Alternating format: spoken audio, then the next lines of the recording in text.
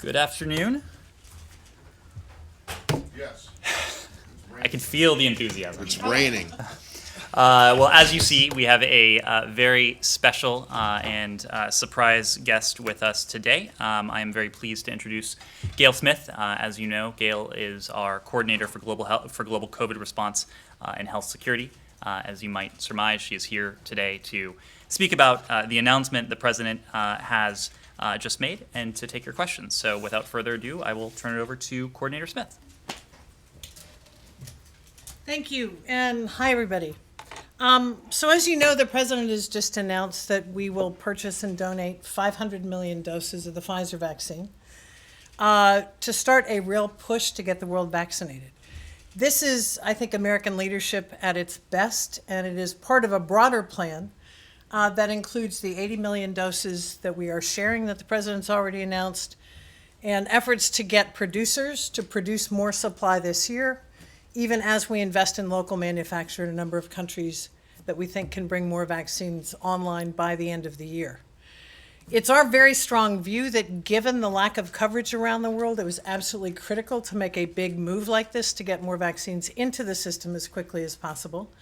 These vaccines will become available as of August, even as we are pushing out the 80 million doses that have already been announced. As you know, the president is going to be in the G7 summit. We've been working closely with our allies for the last several weeks on this and look forward to further announcements at the summit itself. Happy to take any more questions on this. I think I would simply say, as somebody who has worked on a lot of viruses in my life and this pandemic since it started, we think this is going to be a game changer in finally starting the flow of vaccines around the world in order to bring this pandemic to an end. Yes.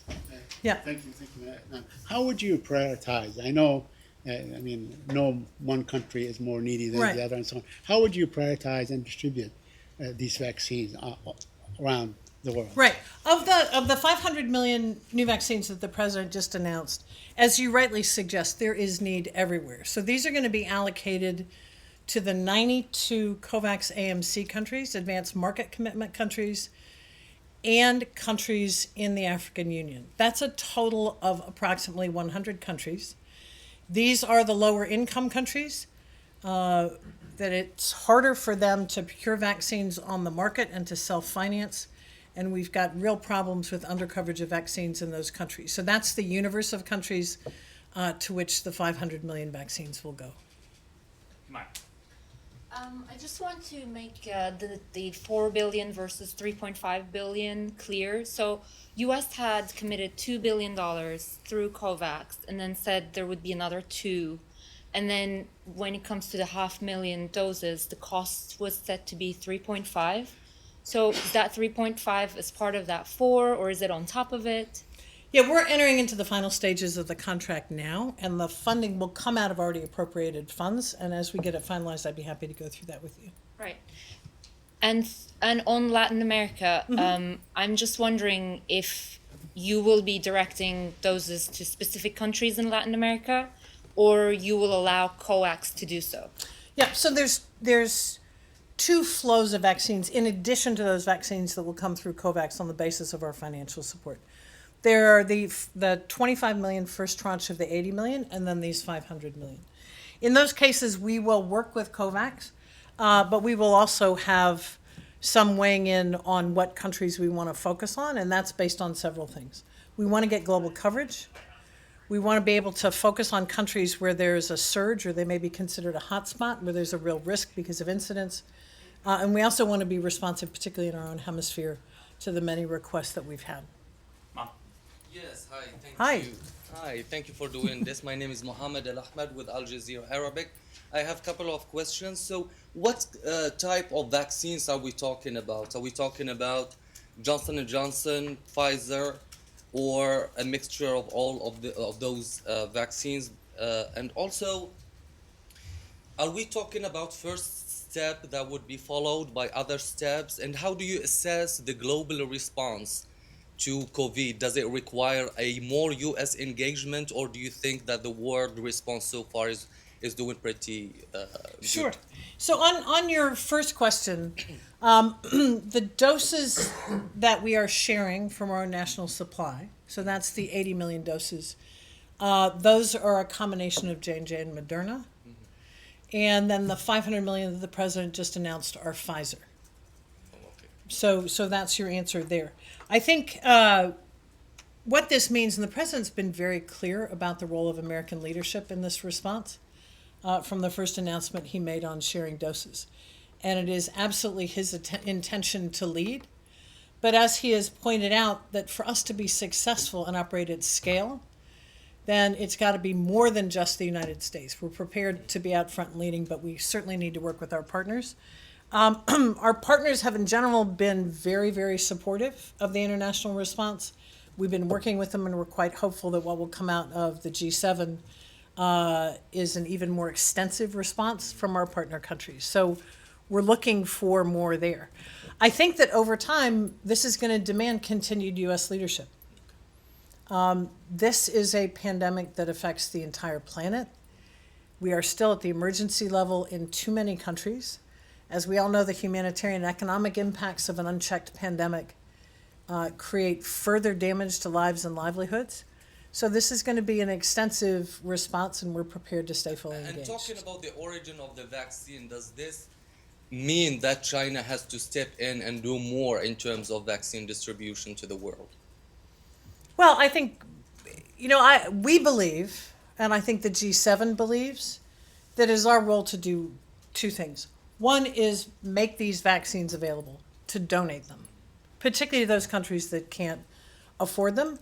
And the second is to provide them on the basis of no expectation. These are tools for ending a pandemic. These are not tools for creating pressure or trying to exert influence.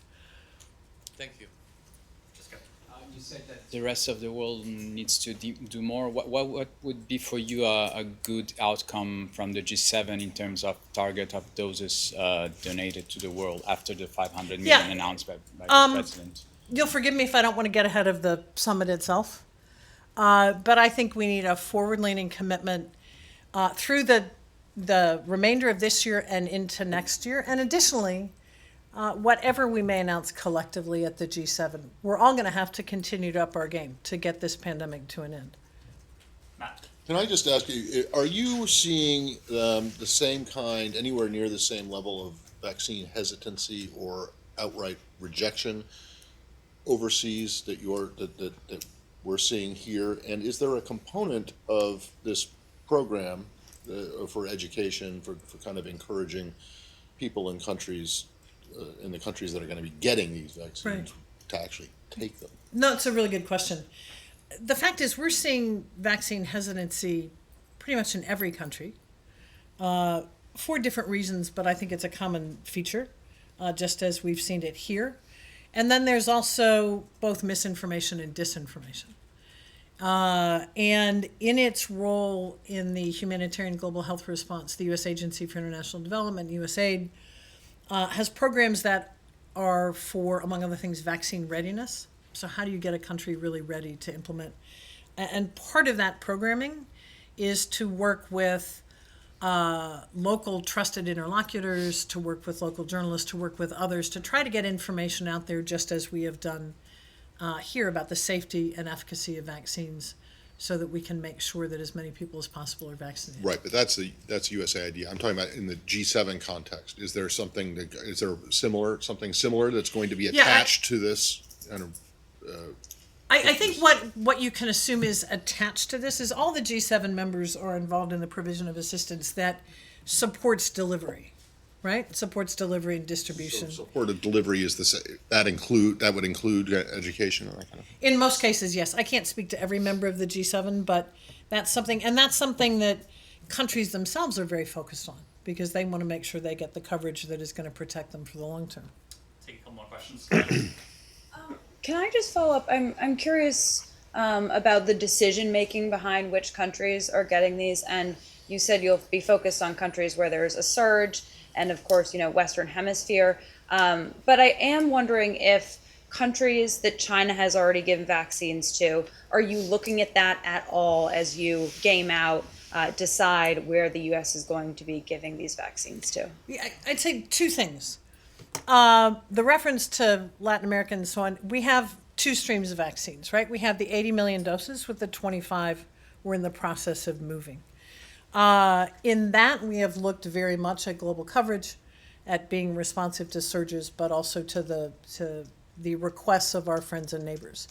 In this 500 million dose allocation or contribution, we will work with COVAX on that, and our goal here is coverage, is to get the kind of coverage that's needed.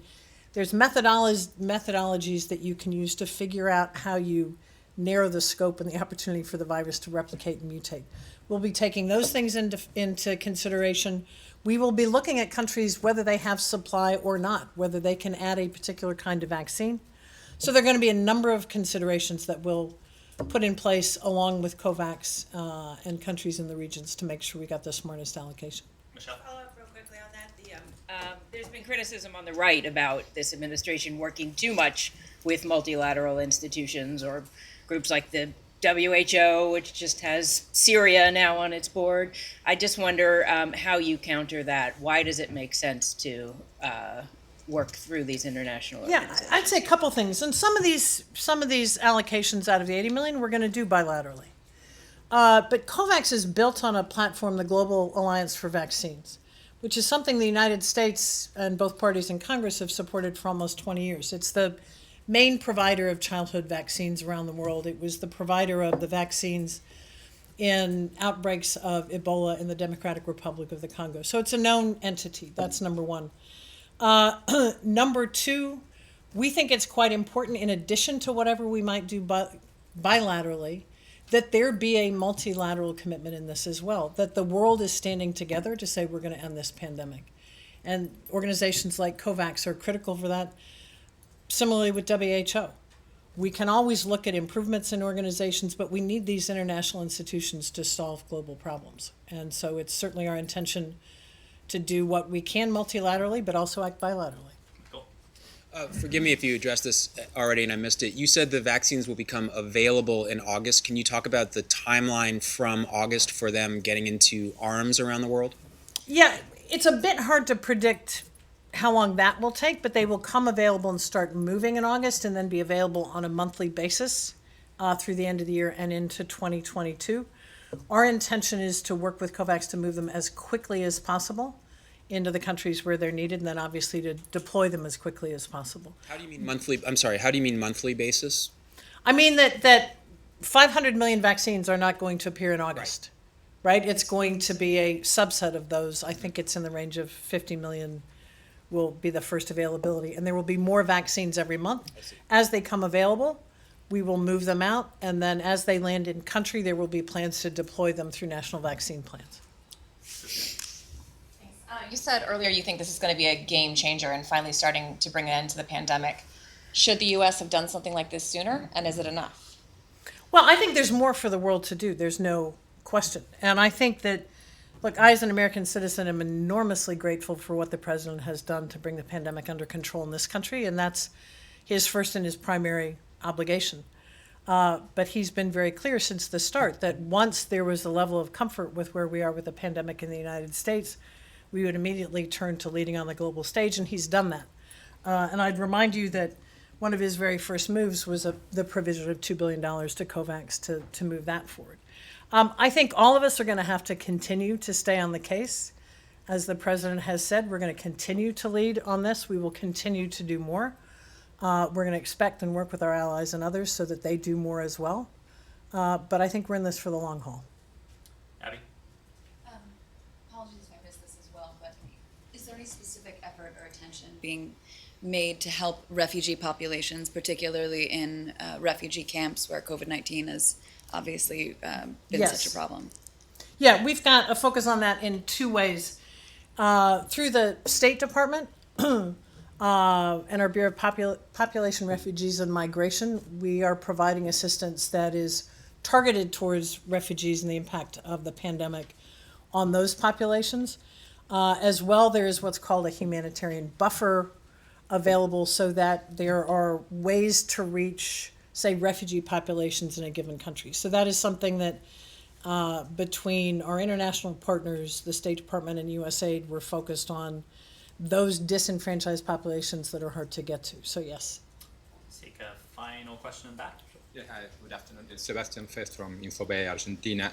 Would like to know whether there was any reflection in the government about giving some vaccines to Venezuela, even knowing the big political differences between both countries. I think our view has been that vaccines need to be available to citizens everywhere if we're going to end a pandemic. Whether or not we are the ones that provide them is a different story. So I can't speak to the specifics of that, but I do think in principle it's our view that vaccines need to be made But there available was everywhere. no debate. This was not even an idea. I mean, there was no debate. I'm not going to go into what the internal discussions have been about how we allocate vaccines, but to tell you where the guardrails are. One is that we think vaccines need to be made available everywhere.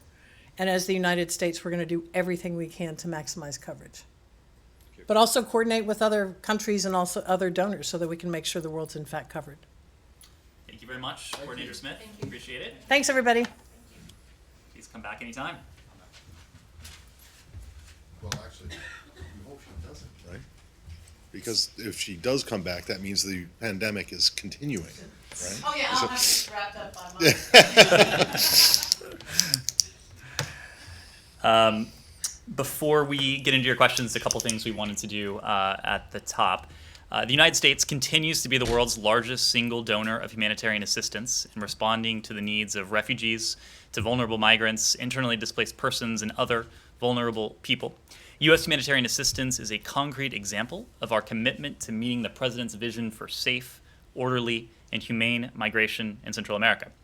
Leading the U.S. delegation of senior National Security Council and Department of State officials, Assistant to the President Amy Pope today announced more than $57 million in new humanitarian assistance at the Solidarity event for forcibly displaced persons and host communities in Central America and Mexico.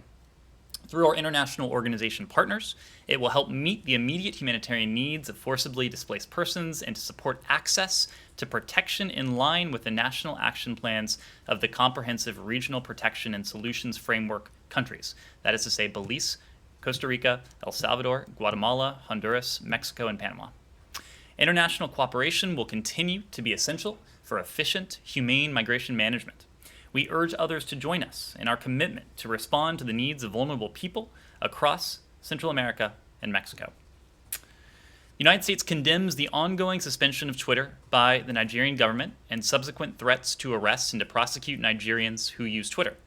The United States is likewise concerned that the Nigerian National Broadcasting Commission ordered all television and radio broadcasters to cease using Twitter. For 60 years, the United States has been proud to partner with Nigeria on a broad array of issues and objectives, with the cornerstone of this relationship being premised on the vibrancy of democracy, a principle embraced by our two nations.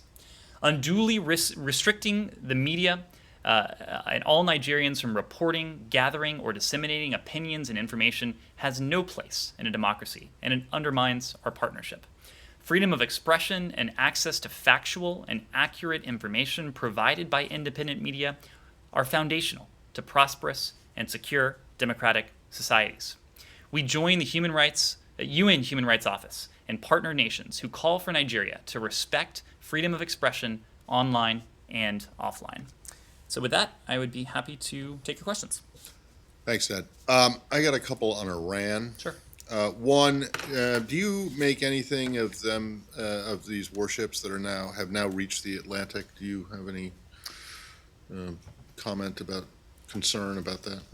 We have seen the press reports regarding this movement. What I would say from here is that we're prepared to leverage our applicable authorities, including sanctions, against any actor that enables Iran's ongoing provision of weapons to violent partners into proxies. This is a concern that we've talked about broadly in the context of Iran, even as we work with our allies and partners in the P5+1 context to attempt to put Iran's nuclear program back in a box. We will continue to apply pressure on Iran if it attempts to transfer any weapons to violent partners and proxies. Yeah, but the mere present, I mean, is there any indication that that's what they're doing? I wouldn't want to go into it from here. I'm not going to try and surmise what may be going on here, but what I will say is that if this is an effort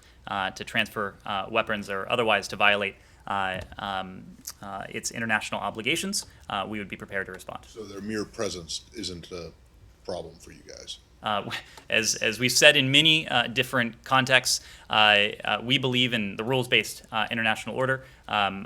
Maritime passage is something that freedom of navigation is something that we espouse for ourselves and for international partners. But again, if Iran would seek to affect the transfer of weapons or other illicit materials, we would be prepared to hold Iran accountable. And we, before that were to take place, we're prepared to do what we can to attempt to limit any such activity. Can I just want to make sure I understand this right. So as long as the Iranian Navy or any other Iranian ship follows the international rules and respects international navigation norms, you don't have a problem with them sailing through the Atlantic up to the U.S. Up to U.S. territorial waters, or well, they're not there, and so no, I know they're not, but yeah. I just want to make sure you don't have an issue unless they're doing something that you find to be illegal. The rules of international maritime commerce apply as long as they're respecting them. You don't. I'm not going to speak to what the destination of these ships might be, what their intentions might be, what Iran may or may not be up to. But the broader principle is that freedom of navigation is a principle we defend for ourselves. It is an element of the broader rules-based international order. It's a rules-based international order that we believe and we defend and we promote, not only because it applies to us, but because it applies to the rest of the world. Then secondly, on the sanctions that were announced today and the Treasury and you guys announced today, I'm curious about the removals though. There's the managing director of the National Iranian Oil Corporation and a managing director of one of its subsidiaries who have been taken off. Those sanctions were first imposed in 2013. The statement says that they were being removed because they're no longer in violation of what they had been in violation for. Is that the case? Has NIOC stopped trying to export Iranian oil in violation of, or did they die? Have they retired? What is it exactly that they're no longer doing? Well, let me, Matt, start at the beginning. And today, both Treasury and the Department of State issued statements on that, noting that we designated Saad Ahmad Mohammed Al-Jamal and other individuals and entities involved in an international network that this individual has used to provide tens of millions of dollars worth of funds to the Houthis in cooperation with senior officials in the Quds Force. Those in this individual's network of front companies and intermediaries have been selling commodities, including Iranian petroleum, throughout the Middle East and beyond. And they channel a significant portion of those revenues to the Houthis in Yemen. As I've said already in a different context during this briefing, we are going to continue to use all tools available to us to restrict Iran's support to proxies, to terrorist groups, to other malign actors in the region, or even potentially beyond. Now, you are right that this action also included a reference to delisting. These delistings, as noted in the statements today, are a result of a verified change in behavior or status on the part of the sanctioned parties. The broader point here, and we have always maintained this, sanctions are not an end to themselves. Sanctions are a means to an end. Every time we impose sanctions, it is our hope that through a verified change in behavior, a verified change in status, we'll one day be able to remove those sanctions, because that means that through one way or another, our policy objectives have been met. The delistings that we reference today, again, demonstrate our commitment to lifting sanctions in the event of a change in behavior or status for sanctioned persons. Now, delisting is a normal practice. It is a practice consistent with good sanctions hygiene and administrative processes. And just to be clear, there is no linkage, there's no connection to the delistings that we announced today to the JCPOA or to negotiations that are ongoing in Vienna. I get the broader point, but that's not what I'm asking. What specifically did they do? What was the change in behavior or the change in status? I don't want the broad. I understand the broad goal is you put sanctions in place to change behavior, and then once the behavior changes, then you lift them. So what did these guys and the other entities that were delisted? What did they stop doing? Treasury can give you, I imagine, They can't actually. additional They haven't. detail So on this. But again, do you know if they're still alive? I- Have they been removed because they died The- or left their positions? So this is the result. It is a result of a petition for delisting. The petitions are reviewed very carefully. They are verified by experts to ensure that the information put forward is factual, that it is accurate, and only after we have verified the information put forward in petitions would we undertake a delisting. Is it your understanding that they are still in their position, the positions that they have been sanctioned for in the first place? It is. And if not, because I wonder if NIOC itself has not been delisted. So if they're still engaged in, if they're still working in those jobs, then, and the company itself hasn't changed its behavior, what exactly why are they being removed? They are being removed That's because of Treasury. a verified change in behavior or a verified change in status. So I'm gonna have to keep asking on this. Are you able to give any information about this petition that you're talking about? When was it received? Was this something that, if these are processes, was this received in the previous administration or did it start during your time? These petitions are routinely received. They're routinely reviewed by our experts. Again, only if and when the information in these petitions are verified would we undertake an action like this. In the case of these three individuals, it was the result of our ability to verify that there was a change in status or a change in behavior that allowed us to undertake And this how long did delisting. this process took? You're asking technical questions about a Well, very but- technical process that takes place at the Department of the Treasury. So there's only so much I would be in understand, a but position to there's say a lot from of here. commentary out there that this is like a first step in a broader campaign to ease pressure on Iran as you move Well, there's a forward lot in of the commentary out negotiations. there that is routinely And wrong you're on these not- subjects, and yeah, it is you're wrong, not as able I to said, tell like because what they stopped doing. So like, I mean, for example, is this characterization correct? Like, if you're not able to tell what they're doing precisely differently, which you say is technical, but I don't think it is, then this kind of commentary is just going to keep continuing. what is absolutely true is that there is absolutely no connection between the JCPOA, ongoing negotiations in Vienna. This is a routine technical practice consistent with sanctions hygiene, with administrative processes that the Department of the Treasury routinely reviews and undertakes as If appropriate. it's routine, should we expect to see more of these delistings then? Again, it is something that is part and parcel of good sanctions hygiene. I would expect that delistings, you may be seeing more of them in the months and years to come. Okay, one final thing on this. Would you expect to see, is there any chance of a deal by Friday before the election? By a deal, I assume you mean Yes, like on the nuclear talks. on the Yeah. nuclear talks. So as you know, and as I spoke to yesterday, Special Envoy Malley, at the end of this week, will be returning to Vienna along with his team to undertake the sixth round of negotiations. We've always said we expected this to be a multi-round set of negotiations. They've been able to make progress in the preceding 5 rounds. I think on the part of the Iranians, it has been an opportunity for them to crystallize the steps they would need to undertake to resume compliance with the JCPOA. Again, to resume compliance with the most stringent verification and monitoring regime ever negotiated.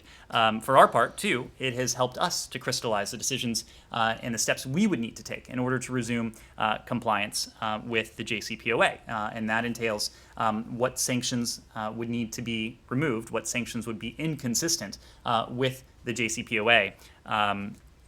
if we were to resume. It's practicing good sanctions. Good sanctions. Who exactly came up with that phrase? I will Because send, it sounds like I will- washing your hands, right? So if you're washing your hands of sanctions, that you know, I will send your compliments to the team. Look, we have always said that we are engaging in these negotiations because we believe that diplomacy, principled diplomacy in concert with our partners and our allies, is the most effective and really the only durable means to restrict Iran's nuclear program and to ensure, once again, that Iran is verifiably and importantly permanently prohibited from obtaining a nuclear weapon. We're not dragging our feet. We are not accelerating beyond the point of what is appropriate. We are going at the speed that these negotiations need to move at. Again, these are complex negotiations. These are technical details. These are not strategic talks because we have a strategic framework in the context in the form of the 2015 JCPOA. These are also indirect negotiations. And as I said before, there's no small amount of distrust between the United States and the Iranians, as well as between the Iranians and some of the other negotiating parties. So I wouldn't want to put a time frame on it. We are engaged in this in an effort to achieve that compliance for compliance. Whether the Iranians and whether Tehran has made the calculation that they will resume compliance, that's not for us to speak to. That would be for the Iranians to speak to. It is certainly something we hope to be in a position to achieve, but we don't yet know. Yes, Francisco. Just to rephrase what Amira asked, you know where you are after five rounds of negotiations. You know the work that remains to be done. Is 1 week enough to make that work if there is the will on both sides to go back to compliance? I wouldn't want to be categorical about it. What I would say is that we have made progress, but, and you've heard this before, challenges do remain, and big issues do continue to divide the sides. So again, we are certainly not dragging our feet. We are moving at a principled pace. We're moving at a pace that is consistent with our desire to see Iran's nuclear program once again restricted and to see Iran once again subject to a permanent and verifiable ban on ever obtaining a nuclear weapon. That's our goal in this site. Thank you. Can I switch gears? Sure. Okay. Can I ask a technical question really quickly? Sure. I promise it's actually. I'm just wondering about numbers here because the State Department statement said that there were 3 former Iranian officials and 2 companies who the sanctions had been lifted on, and then there's a different report out from the Wall Street Journal saying that there are more than a dozen former Iranian officials. So can you just clarify exactly kind of numbers that we're looking at here? Well, the Secretary issued a statement today, and what the statement says, we're lifting sanctions on 3 former government Iran officials and 2 companies previously involved in the purchase, acquisition, sale, transport, and marketing of Iranian petrochemical products as a result of verified change in status or behavior on the part of sanctions parties. Okay, so it's not 12. What our statement says is 3 former officials and 2 companies. Okay. Site. Thank you, Ned. It seems that you guys have adopted the term used by the Trump administration about the Abrahamic Accords. And my question to you is why? Because that term seems, on the face of it, a bit phony. I mean, when you talk about, Camp David Accords, they happen in Camp David. The Versailles Treaty happened in Versailles. The Ghent Treaty happened again. But was these accords sort of sponsored by a guy named Abraham that we're not aware of? Unless it's the nom de guerre of, let's say, the former ambassador to Israel, Mr.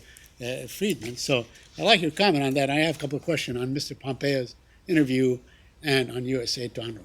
Well, this question has come up a number of times in this room. Again, we are not focused on terminology. We are focused on the underlying policy, on the underlying idea behind these agreements. And as we said before, we welcome, we support the recent agreements between Israel and countries in the Arab and broader Muslim world. And we will, our goal is to build on them, to urge other countries to normalize relations with Israel and look to expand opportunities for cooperation between Israel and its neighbors in the region and beyond. At the same time, we have also said that even as we work to build on these agreements, to deepen them where we can, to add additional countries to the list, we also recognize that they're no substitute for progress when it comes to the Palestinians. And so that is why we have demonstrated the President's commitment and Secretary Blinken's commitment to re-engage with the Palestinian people, with the Palestinian Authority, again, to meaningfully improve lives for Palestinians and Israelis alike. What we've said before is absolutely true, that we believe that Israelis and Palestinians should enjoy equal measures of security, of safety, of prosperity, of democracy, and of course of dignity. And that's what we're going to continue to strive to achieve as we simultaneously seek to build on these agreements. Although they really are no more than transactional agreements. I mean, the UAE seems to have gotten the F-35, but I don't want to discuss this forever. I want to ask you about UNRWA. I know that there was an interview with Philippe Lazzarini. He talked about what happened last year and so on, and they were on the verge of collapse. Also, there's a great deal of demand to look into Palestinian textbooks. My question to you: has the State Department ever looked into Palestinian textbooks? Do you do your own reviews? Because what the Israelis want these texts to do is be completely devoid of any Palestinian history, as though the Palestinians live on Mars or some other planet. Well, we discussed this at some length as well yesterday. But what I will say is that in our communications with UNRWA, the agency has made firm commitments to the United States on issues of transparency, issues of accountability, importantly, issues of neutrality. And that's what we're talking about here. That commitment to neutrality includes zero tolerance for racism, for discrimination, and importantly for anti-Semitism. Lazzarini, who was appointed, as you know, just last year, conveyed his utmost commitment to these principles, and it's something we will continue to demand. We take this very seriously, and because we take it so seriously, it's something that we do closely monitor. So who should be the final, sayer on these things, whether they pass or they don't pass, they fail on these issues that you just mentioned? Is there like an entity that you would like to designate to look into these things to make sure that in fact these textbooks have no anti-Semitism, have no racism and so on, as you suggested?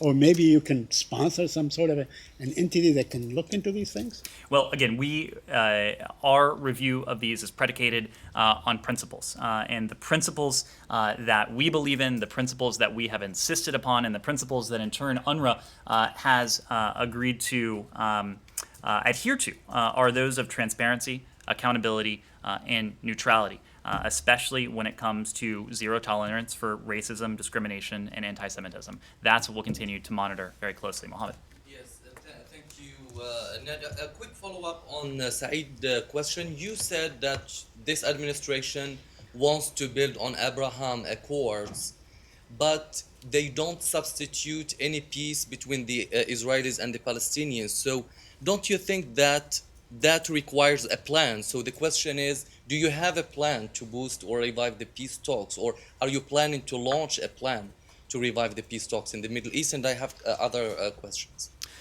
Thank you for the question. It's what I would say, a couple things. We've been very clear, both before the recent violence, during it, and in the aftermath of it, that we are realistic about where things are between Israelis and Palestinians at the moment. I don't think anyone in this building is of the mind that right now would be an opportune time, that the moment is ripe for direct negotiations between Israelis and Palestinians towards a two-state solution.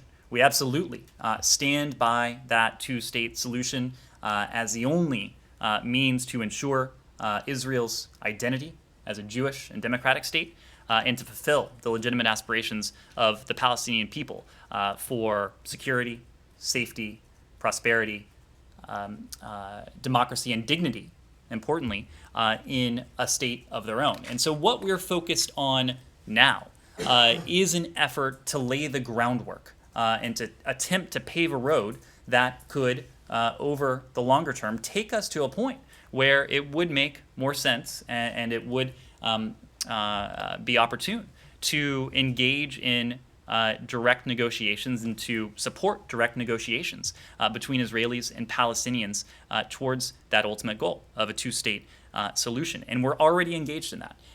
As you've heard from President Biden, as you've heard from Secretary Blinken, we are committed to deepening our partnership, our stalwart alliance with Israel, and we have reasserted our commitment to Israel's security, including when it comes to replenishing the Iron Dome. When it comes to the Palestinian people, we are determined, and we already have taken concrete steps to re-engage the Palestinian people and the Palestinian Authority.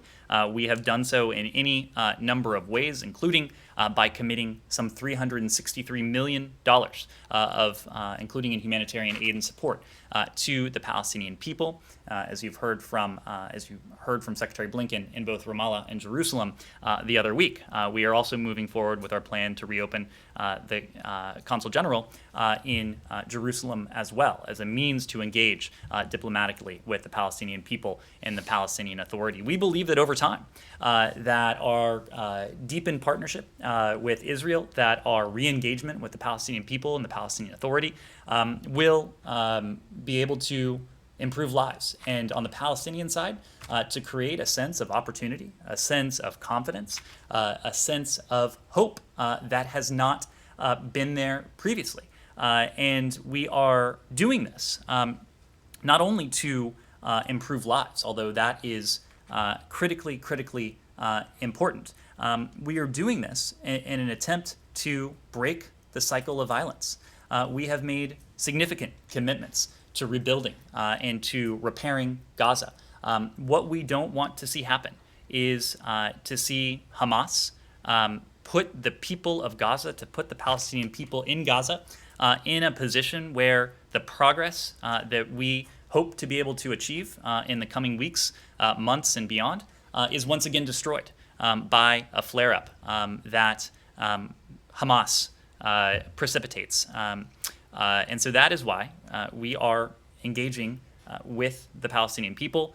We are having discussions with Israel as well to try and pave a path to get us to a point where negotiations between the parties would make sense. I have three quick questions on Yemen, Afghanistan, and Morocco. On Yemen, there are unconfirmed reports that Special Envoy Lender King would replace the UN envoy Griffiths as a UN envoy to Yemen. So do you have any information that would confirm or deny that the Special Envoy Lender King is being considered for such position? And on Afghanistan, the Afghanis will meet in Doha this week. So the question, what happened to Istanbul conference? Is there any update about that conference and whether it's going to take place or not? And second and lastly, how is the US following the current tension between Morocco and Spain over a couple of issues, Western Sahara, immigration, some enclaves there? And in this regard, can you update us about the review towards the Western Sahara recognition, the US recognition of Western Sahara as Moroccan land? And does this administration plan to honor the previous recognition of the Western Sahara as Moroccan land? Thank you so much. Well, thank you. So when it comes to Special Envoy Lender King, we understand from the UN that there are several candidates in contention to replace Special Envoy Griffiths. Mr. Lender King is not one of them. He will remain in his position. We are gratified and grateful that he will be able to remain here at the Department of State in his role as Special Envoy, a role that was created by President Biden in an effort to prioritize American efforts to seek an end to this devastating conflict, a conflict that has contributed to what was already the world's worst humanitarian catastrophe. So we are gratified that Special Envoy Linder King will be able to stay in that role going forward. When it comes to Afghanistan, Special Representative Khalilzad recently wrapped up a 4-day visit to Kabul. He was accompanied there by an interagency delegation, including representatives from the National Security Council staff, as well as from the Department of Defense and USAID. While there on the ground, the team reaffirmed our commitment to an enduring partnership with Afghanistan and with the Afghan people, including through security, civilian, and humanitarian assistance. They met with President Ghani, they met with High Council for National Reconciliation Chairperson Abdullah, and other senior political and security leaders, and affirmed that the United States would remain a partner with the Afghan people and would continue robust diplomatic efforts in support of peace.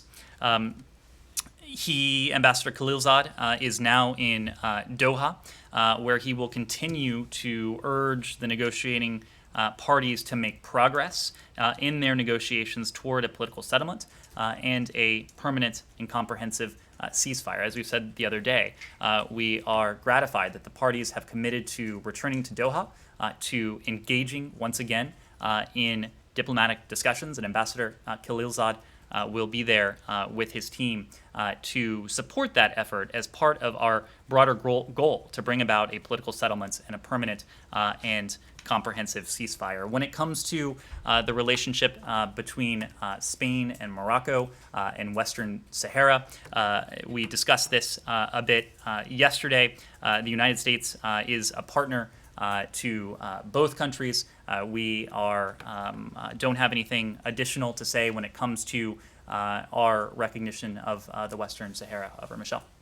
Yeah, I have a couple of Russia questions, please. Sure. One, I saw your strong statement yesterday on the situation with Navalny's party and his supporters. I wonder if that's a sign that that's going to be an issue that's brought up in the summit next week. And my second question is whether there are any plans to send Ambassador Sullivan back to Moscow. Well, let me start with your second question. We have always said that Ambassador Sullivan will return to Moscow in the coming weeks. And just as a reminder, Ambassador Sullivan returned to the United States from Moscow several weeks ago, not because he was expelled, not because he was forced out of the country, but because he came here in advance of the summit. He came here to consult with members of the new administration, many of whom he had not met in person. As you recall, Ambassador Sullivan was kind enough and gracious enough to remain in his position after serving in that role during the previous administration and the Biden-Harris administration asked him to remain, and he very graciously agreed to do so. But also, Ambassador Sullivan had not been back here in the United States for quite some time and had not seen his family for quite some time. So Ambassador Sullivan has been deeply engaged in the preparations for the upcoming meeting between President Biden and President Putin. He's been deeply engaged with senior White House officials. He's been deeply engaged with senior State Department officials here as well, and we have every expectation that he'll return to Moscow in the coming weeks. When it comes to the content of the summit, it will be an opportunity for President Biden to review with President Putin the totality of the relationship. And as you know, one of the issues that we consistently note is the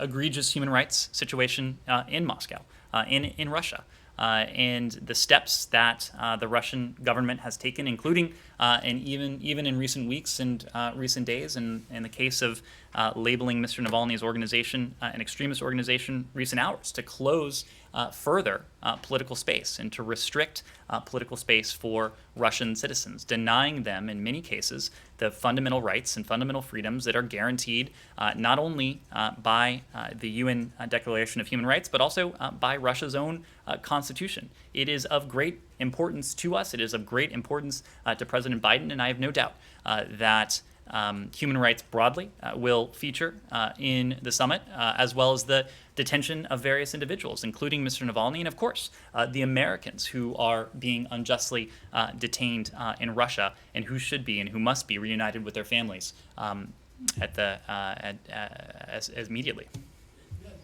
Saying that you guys want Russia to be predictable, that a term that we hear. What does that mean?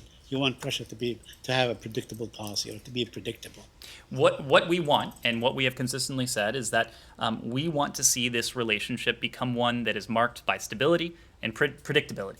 It has been anything but so far, and it is not because of anything that Washington has done. It is because of actions that have emanated from Moscow. And of course, we need not go through the litany here, but we have spoken in recent months to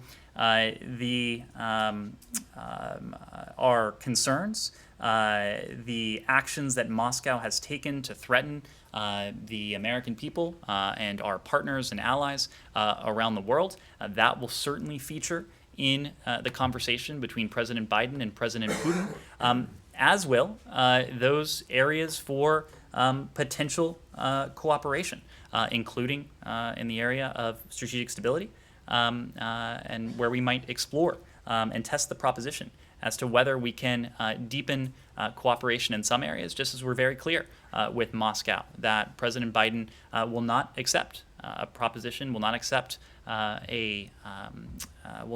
continuing attacks on the American people or our partners and allies around the world.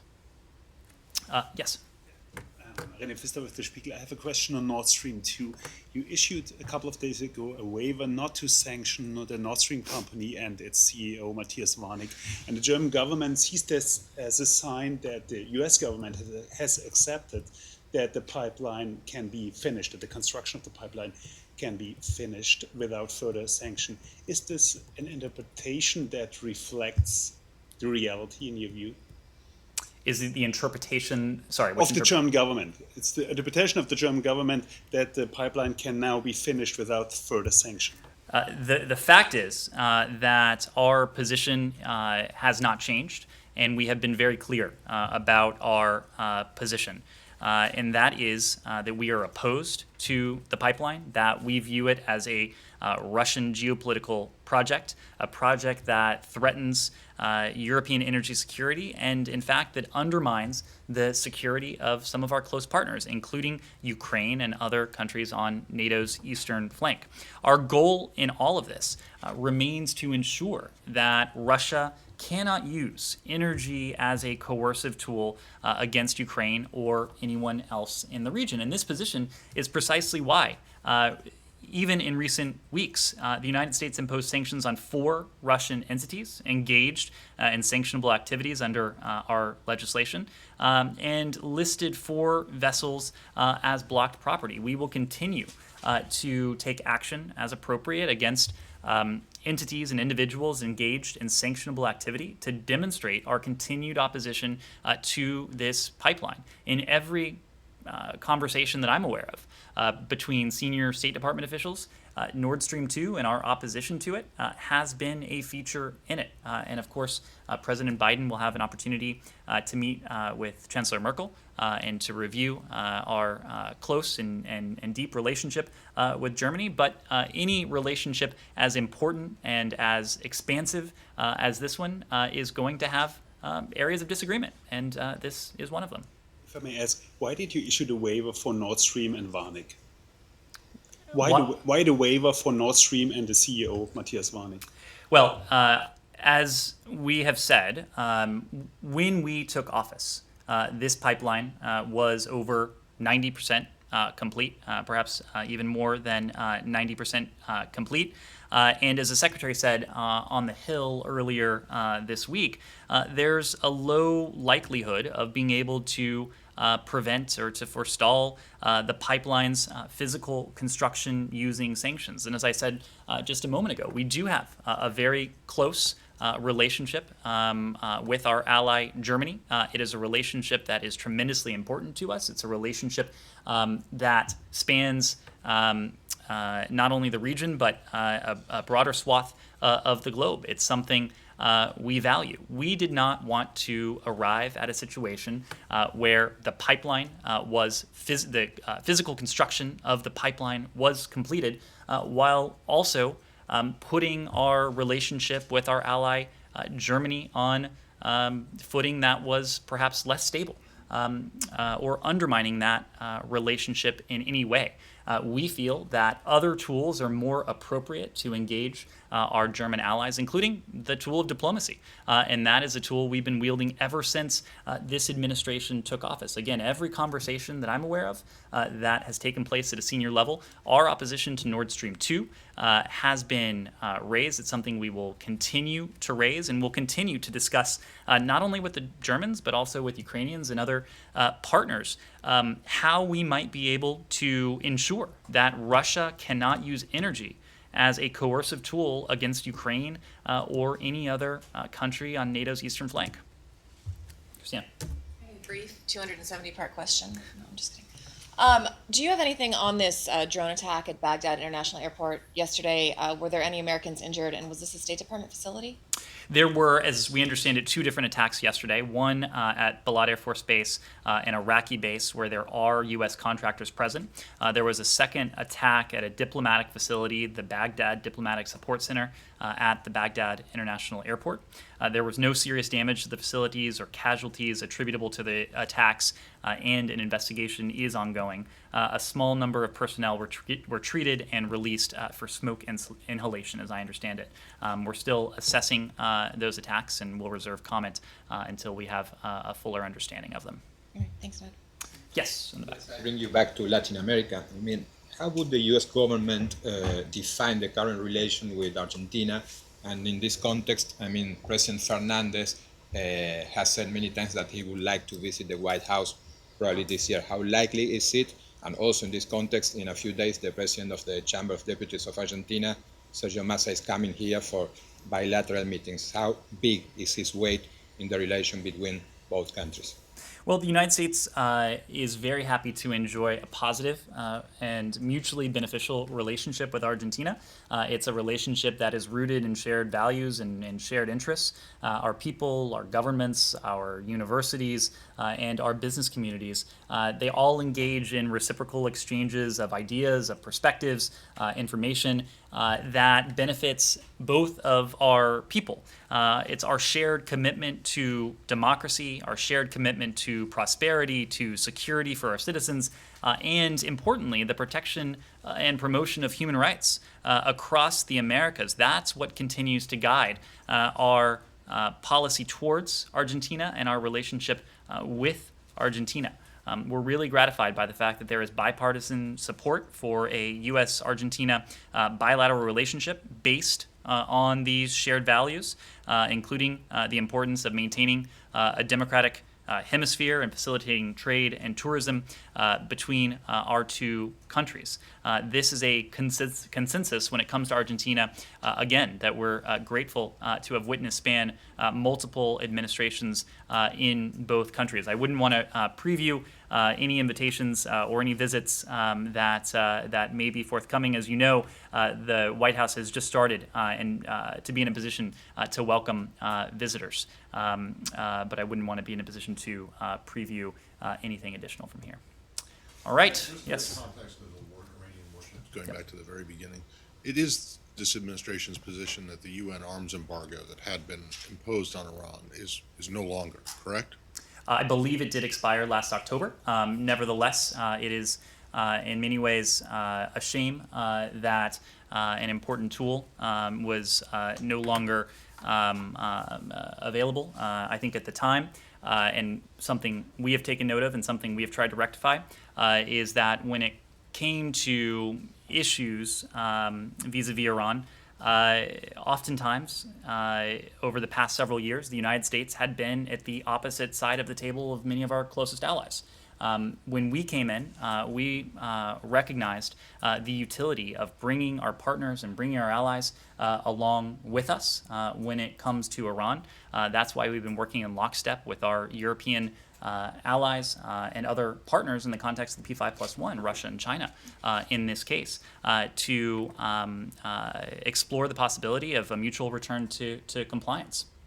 Yeah, but even if they go back into compliance, the arms embargo would still be gone. The- So anyway, yeah. my question, I raise it because you mentioned it, and I forgot to do it at the time, but you mentioned that one of your concerns would be is if they were sending weapons to malign actors, and I'm just wondering what exactly is illegal in international law about that right now, since there's no longer any embargo stopping them or trying to prevent them, making it illegal or sanctionable for them to either buy or sell conventional weapons. Well, Matt, as we've said, we do have authorities available to us, including sanctions, that we would be able to leverage against any actor that enables Iran's. Sanction, but That- those are that- American, and you said as long as they're not violating international Well- maritime rules. We have sanctions available to us that allow us to hold to account any actor that enables Iran's ongoing provision of weapons to violent partners and proxies. It's something we stand by. One last thing. I just want to get you on the record on something that's been circulating for the past couple of days. Was there ever a proposal from this administration to Turkey to deploy the S-400s in the NATO base in Incirlik? Our position on the S-400. I know your position on the S-400s. Was there ever a specific proposal to get them deployed inside Incirlik from U.S. side or from Turkish side to the U.S.? The Russian. Let me just state. Yes. Let me just state that Russian S-400s, and be very clear about this, are incompatible with NATO equipment. They threaten the security of NATO technology. They are inconsistent with Turkey's own commitments as a NATO ally. We urge Turkey, and we continue to urge Turkey not to retain this system. In fact, Turkey's possession of this system triggered CAATSA sanctions under U.S. legislation. At the same time, Turkey is a longstanding and valued NATO ally. And that is why it's especially important to us that Turkey recognize the incompatibility of the S-400 system with its status as a NATO ally. Yes, This is but- a message that Yes. Secretary Blinken has made.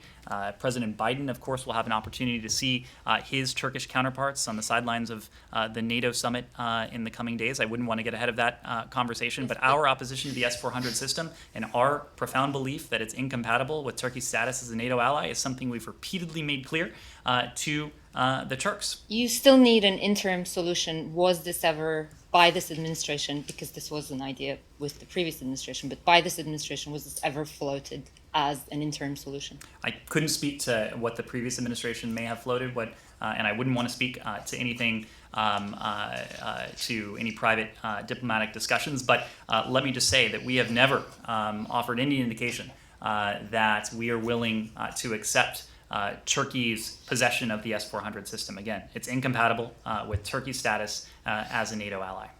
Thank you very much. So is Nord Stream 2 incompatible with Germany's status as a reliable NATO ally?